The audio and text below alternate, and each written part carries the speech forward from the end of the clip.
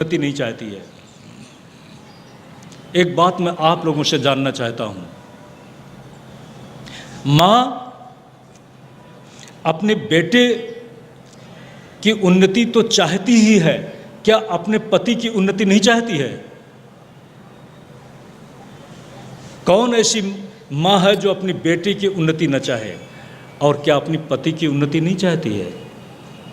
और पति ही तो जीवन का केंद्र था। ध्यान देना, पुत्र उसका भविष्य है, और भविष्य सुखद कब लगता है? जब वो सदाचार में हो। अगर बेटे को पतन की तरफ मां देखती है, पिता देखता है, तो उसको बड़ा दर्द होता है। ध्यान दें, भक्ति और ज्ञान, उसी को हम उपनिषद में दो रूपों में देखते हैं, विद्याम च अविद्याम च। विद्या है ज्ञान और अविद्या है उपासना। अविद्या मृत्युम तीर्त्वा विद्या मृतमश्नुते। अविद्या के द्वारा, उपासना के द्वारा, भक्ति के द्वारा इस मृत्यु रूप संसार से व्यक्ति ऊपर हो जाएगा विराग के साथ। और जब विराग होगा तो इसी के साथ विद्या से, ज्ञान से उसकी मुक्ति हो जाएगी। विद्या अमृतमश्नुते। पहले संतरण, ऊपर उठना, और इसी के साथ मुक्ति। तो भक्ति फलित होती है अविद्या के नाश करने में। अविद्या जब नष्ट होती है तो विद्या के द्वारा, भक्ति के द्वारा। ये संसार किसके द्वारा बनाया गया है? हरेश चैसा महामाया तया सम्मोहिते जगत। दुर्गा सप्तशती प्रथम चरित्र। हरेश चैसा महामाया तया सम्मोहिते जगत। और आगे यही बताया है, तया विसृज्यते सर्वम। उसके द्वारा ही सबका सृजन भी किया जाता है। तो ध्यान दें, जब भक्ति आती है तो उसी के साथ वह जो अविद्या ग्रंथि है वह टूट जाती है। भक्ति प्रधान, और भक्ति का उत्कर्ष है ज्ञान में। धुंधुकारी भक्ति के प्रभाव से अविद्या से मुक्त हुआ, और अविद्या से मुक्त होने के साथ ही साथ जो दैहिक उसका राग और द्वेष और अविद्या, अस्मिता, राग, द्वेष, अभिनिवेश, ये पांच अविद्या के कारण ही देह में हूँ छूँ, हम इसको अपना मान लेते हैं। और जब हमारी अनुकूल कोई चीज़ होती है तो उसको हम पाना चाहते हैं, रखना चाहते हैं, इसी का नाम राग है। और जो हमारे विपरीत है उससे हम दूर रहना चाहते हैं, उससे बचने की इच्छा रखते हैं, ये द्वेष है। राग, द्वेष, अभिनिवेश, और इसी के साथ हमें मृत्यु का भय भी सताता रहता है, क्योंकि हम इसको अपना मानते हैं। अविद्या के निरस्त होते हुई भक्ति के साथ, भक्ति जहाँ होगी वहाँ पर भगवान होंगे, और जहाँ पर भगवान होंगे वहाँ पर भगवान। अब कोई संसार में नहीं रहना चाहता, संसार से ऊब चुका है, तो निश्चित ही भगवान ही उसके लिए केंद्र हैं। इस अर्थ में एक एक गांठ, अज्ञान की गांठ टूटती चली जाती है, और इसी के साथ अहम और मम, ये दोनों ही निरस्त हो जाते हैं। इस तरह से ये 7 गांठें या अज्ञान की जो 7 भूमिकाएं, वे निरस्त होती हैं। ध्यान दें, इसी के साथ धुंधकारी मुक्त होता है। धुंधकारी की मुक्ति के साथ महात्म कथा को विराम है। इसी के साथ जिस श्रीमद् भागवत की कथा की इतनी महिमा है, वह श्रीमद् भागवत कब बनी, कैसे बनी और क्या है? कब बनी, कैसे बनी और क्या है? ध्यान दें, श्रीमद् भागवत किसका विकास है? शब्दों पर ख्याल रखना, कब बनी, कैसे बनी और क्या है। कैसे बनी, इससे हम शुरू करते हैं। ये बात पहले बता चुके हैं। कलौ कीरेण भाषितम, ये जो श्रीमद् भागवत है परीक्षित को सुखदेव जी के द्वारा उपदिष्ट की गई। ये श्रीमद् भागवत कलिकाल में तमाम समस्याओं के समाधान के लिए एकमात्र सशक्त शास्त्र के रूप में आधार है। तो अब ये शास्त्र कब कैसे बना? कहते हैं व्यास जी महाराज शोक में थे। ये वही व्यास हैं जो अपने पांडित्य में वेदांग के इतने समर्थ विद्वान हैं कि उन्होंने वेद को 4 हिस्सों में बांट डाला। ऋग्वेद, बहवृच संहिता, जिसको उन्होंने पैल को सिखाया। यजुर्वेद उन्होंने वैशंपायन को सिखाया। और इसी के साथ सामवेद जैमिनी, जो उनके एक तीसरे शिष्य थे, उनको बताया। और अथर्ववेद की शिक्षा उन्होंने अपने चौथे शिष्य सुमंत को दी है। इतिहास पुराण अपने उन्होंने शिष्यों में से वैशंपायन को भी दी, औरों को भी दी है। लेकिन श्रीमद् भागवत की रचना करने के बाद उन्होंने श्रीमद् भागवत की शिक्षा और श्रीमद् भागवत का उपदेश सिर्फ सुखदेव जी को दिया।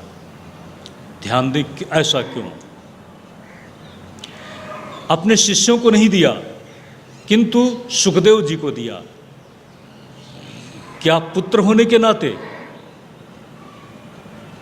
ये पुत्र भी बड़ा अटपटा था।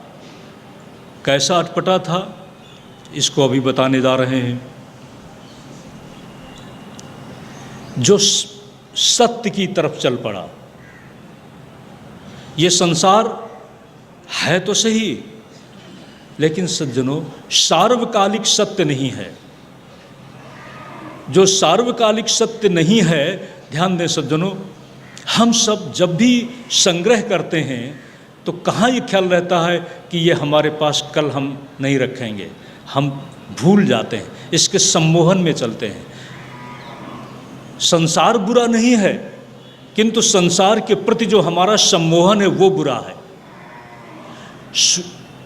तो सम्मोहन किसके साथ होना चाहिए? उसके साथ नहीं जो कल बदल जाएगा, किंतु सम्मोहन उसके साथ होना चाहिए जो कभी ना बदले। जो कभी नहीं बदलता उसी का नाम है सत्य। ध्यान दें, श्रीमद् भागवत का प्रारंभ उसी सत्य का स्मरण करने के साथ हो रहा है। जन्माद्यस्य यतोऽन्वयादितरतश्चार्थेष्वभिज्ञः स्वराट् तेने ब्रह्महृदाय आदिकवये मुह्यन्ति यत्सूरया तेजो वारिमृदां यथा विनिमयो यत्र त्रिसर्गो मृषा धाम्ना स्वेन सदा निरस्तकुहकं सत्यं परं धीमहि।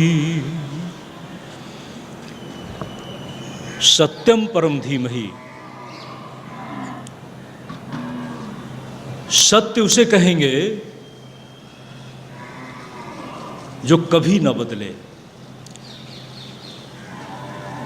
त्रैकालिक बाधराहित्य जिसमें त्रैकालिक बाध्यता नहीं है, बात त्रैकालिक बाध की व्यवस्था से जो परे है, वह है सत्य। कहते हैं उसका दर्शन कैसे करोगे? अगर ये पहचानना हो कि सच्चा सोना कौन है, तो आप कैसे पहचानोगे? सच्चा सोना पहचानने के लिए आपके पास नकली भी तो होना चाहिए ना। सत्य को पहचानने के लिए कुछ झूठ भी तो होना चाहिए ना। तो कहते हैं ये तो दो हो गए। लेकिन मैं आपसे पूछता हूं, एक नकली नोट है और एक असली नोट है, तो नकली नोट चलता है कि नहीं चलता है? क्या मानते हो? नहीं चलता? चलता है। कब तक चलता है? जब तक पहचाना नहीं जाता। जब तक पहचाना नहीं जाता तभी तक नकली चलता है। अच्छा, नकली जब पहचान लिया जाता है तो चलना बंद हो जाता है। और जो असली नोट है वो कभी बंद होता है? वो कभी बंद नहीं होता। जो कभी भी ना रुके, अपने चाल चलन में, अपनी स्थिति में, अपनी सत्ता में कभी भी बाधित न हो, वह है सत्य। इसी से समझ लेना। अच्छा, अब जो नकली है, नकली नोट है, वो किससे बना है? असली से ही तो बना है ना। तो असली होने का वो भ्रम पैदा करता है, लेकिन वह असली है नहीं। लेकिन फिर भी असली आधार में ही है, उसका आधार भी असली है। कुछ है जो उसको नकली बना देता है। ध्यान देना सज्जनों, नकली नकली रहेगा और असली पहचाना नहीं गया तब भी नकली नकली है। पहचान लिया तो पता चला, और जब तक पता नहीं चला था तब तक वो असली था, वास्तव में वो नकली है। इसी तरह से संसार, आप ये क्या देख रहे हैं? ये जो चित्र देख रहे हैं, असली है कि नकली है? बोलिए। असली का चित्र है, लेकिन चित्र असली नहीं है।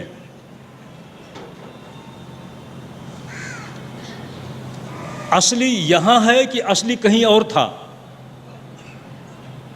इसमें तो बनाया गया है ना। लेकिन फिर भी असली इसमें आपको दिखाई पड़ता है, इसलिए आप यही कहोगे ना भगवान श्री कृष्ण है।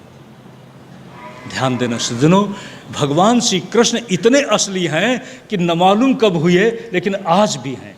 और उनके असलपन को अगर देखना है तो कोई भी देख सकता है। देखने के लिए आंखें चाहिए, आंखें चाहिए। ध्यान दें, रस क्या है? रसो वैसा, भगवान कृष्ण उसी रस की अभिव्यक्ति करते हैं रास में। और रस को कहा है रसो वैसा ब्रह्मो। ये कोई सामान्य व्यक्ति नहीं थे जो रास कर रहे थे। आप कर सकते हैं, कोई नहीं कर सकता। और एक छोटे से बच्चे थे, भगवान बच्चे थे। ऐसा व्यक्तित्व है कि जिसकी अपनी अपनी अलग संपूर्ण भावनाएं, दुनिया भर के काम जहां भी कृष्ण को देख करके उभरने लगे, और उन सब को समन कर दिया अपने स्पर्श से। अकाम को स्पर्श करके काम भी अकाम बन जाता है, ये विशेषता थी। अकाम को, कृष्ण अकाम है, काम के तंत्र में नहीं है। आप सब की मैं जानना चाहता हूं, आप सब ज्यादातर कोई ना कोई घटनाओं के हाथ में बंधे होते हैं ना। कृष्ण कहाँ किसी घटना के हाथ में बंधे हैं? जो कुछ भी घटित होता है उनकी इच्छा से घटित होता है। कृष्ण की इच्छा से जो घटित हो, ईश्वर की इच्छा से जो घटित हो, वहां पर ईश्वरत्व है। और जहां पर मजबूरी में घट जाए उसी का नाम जीव है। इसलिए कृष्ण तो ब्रह्म है। उस ब्रह्म की चिंतना करने वाले ब्रह्म नदी के तट पर, ब्रह्म नदी के तट पर हमारे वेद व्यास जी बैठे हुए शोक में थे। वहाँ पर देवर्षि नारद जी के आगमन के साथ श्रीमद् भागवत की रचना का संदेश मिला है और श्रीमद् भागवत की रचना हुई है। श्रीमद् भागवत की ये वही रचना है जिस देवर्षि नारद ने किसी समय ब्रह्मा जी को देखा था और कहा था आप किसका ध्यान कर रहे हैं, क्या आपसे भी बढ़कर के कोई है। उस समय ब्रह्मा जी ने अपनी कहानी सुनाई है। देखो, ये मत सोचना कि भागवत कोई बड़ी लंबी चौड़ी है, चाहेंगे तो सूत्र में ही खत्म हो जाएगी। ब्रह्मा जी ने पूरी अपनी कहानी सुनाई। बेटे नारद, ये बड़ी लंबी कथा है, तुम जो पूछ रहे हो सचमुच कोई है, हमको भी पता नहीं था।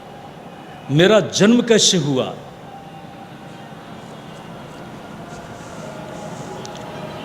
और फिर मुझे सृष्टि का संदेश देने वाला, मुझे कोई सृष्टि का संदेश दे रहा है, वह कौन है। सृजन करो, सृजन करो। लेकिन सृजन करने की बात में कहा तपस्या करो, और मैं तपस्या में लीन हो गया। उसी समय मुझे चतुश्लोकी का उपदेश जिस नारायण ने किया, उसी नारायण से यह सिर्फ सृष्टि हुई है। ध्यान देना, नारायण से सृष्टि कैसे हुई है सुन लो। हमारे आपके जीवन में काम किससे चल रहा है? आप काम किसके लिए कर रहे हो? मैं के लिए। खाने पीने के लिए किसके लिए इकट्ठा कर रहे हो? अपने लिए। सज्जनों, झगड़े किसके लिए होते हैं? मैं के साथ। झगड़े भी मैं के साथ होते हैं ना। और सारी जो व्यवस्था है वो किस में केंद्रित है? मैं के साथ। ये मैं किससे पैदा हुआ?